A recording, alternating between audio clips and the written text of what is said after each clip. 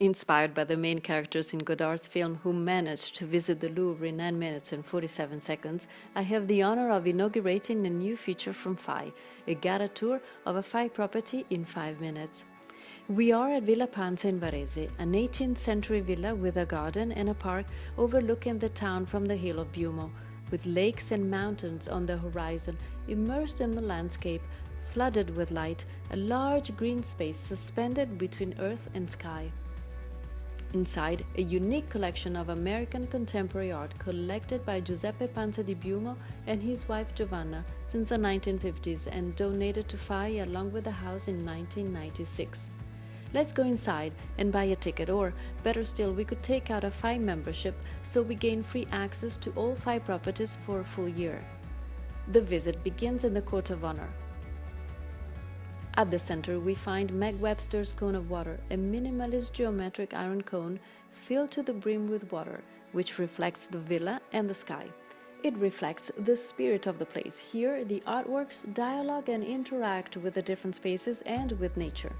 The villa is not a container of artworks, but an integral part of them. It is a work of art in itself, the work of the collector.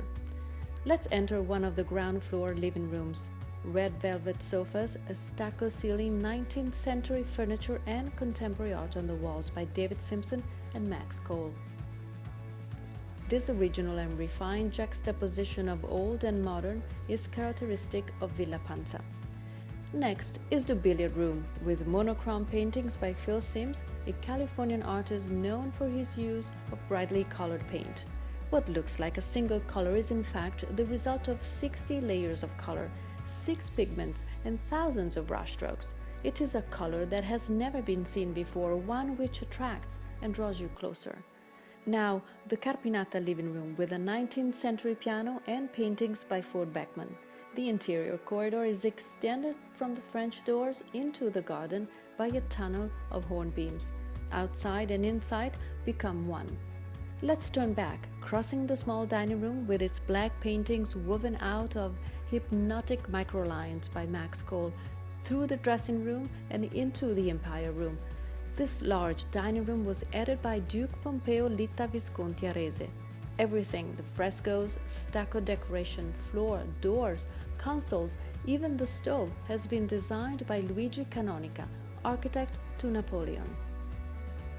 Here we also find 4 monochrome paintings by David Simpson, acrylic paint with metallic microparticles that give iridescence to the color, which changes with light and with perspective. Let's return to the courtyard and go upstairs to the first floor. We are facing what used to be the chapel, converted into a bathroom by the architect Piero Portaluppi in 1930. Next are the 2 rooms, previously the bedrooms of the Panza couple, now dedicated to the works by Ettore Spalletti, who's not American, but an Italian from Abruzzo. Their pink and blue monochromes recall the horizon of the Adriatic Sea, rather than the Californian desert. In the gallery, we find benches and Baroque torches, a 15th century chest inlaid with a design by Scheggia, Masaccio's brother, and 11 monochromes by David Simpson on the walls. At the end of the corridor is the red drawing room, the dining room, and Giuseppe Panza's study. Here, the search for innovative combinations become even more daring. Furnishings from the 16th and 17th centuries, monochrome paintings by Phil Simms and Ruth Ann Fredenthal, and a collection of primitive art with sculptures from Mali, the Congo, Mexico, and Guinea. In fact, Panza writes, "The search for the original purity of classicism has belonged to all cultures." Villa Panza is not a museum but a house. Of course, the house of a collector is rather special, but it is a house nonetheless, and this is the uniqueness of Villa Panza. The works fill the spaces of everyday life. Panza has added, changed and set up the works with fanatical obsession, looking for an equilibrium between full and empty spaces, colors and lines, and with the aim of achieving the formal perfection of a museum, as well as a project designed for and handed over to FAI. From the rooms of the house, we proceed to the stables. Previously inhabited, the buildings were cleared from 1970 to make room for the ever-growing collection. The Panza collection consists of 2,500 pieces worldwide, also at the Guggenheim Museum in New York and LA MoCA. Panza is less well known in Italy but is considered an icon in the American art world and is one of the most important collectors of the 20th century. He was a pioneer, an explorer, an experimenter, and even a patron. The artists are friends of his. They often come and visit his home for long periods of time, and he has entrusted the house to them to realize site-specific projects made especially for these spaces. We are now in the Dan Flavin rooms. The light of colorful neon lamps fills the spaces, transforming and recreating them. Let's walk along the Varese corridor, which is illuminated by 207 yellow, pink, and green fluorescent tubes. Each room or situation created by the artist is an immersion in light, which stimulates and strikes the subjective perception and offers an experience of surprising intensity. At the end of the corridor is James Turrell's Sky Lunette, which is oriented towards sunset. The light from outside merges with the light inside. There is also a search for transcendence in the work Sky Space 1, a radical zenithal opening in a white room.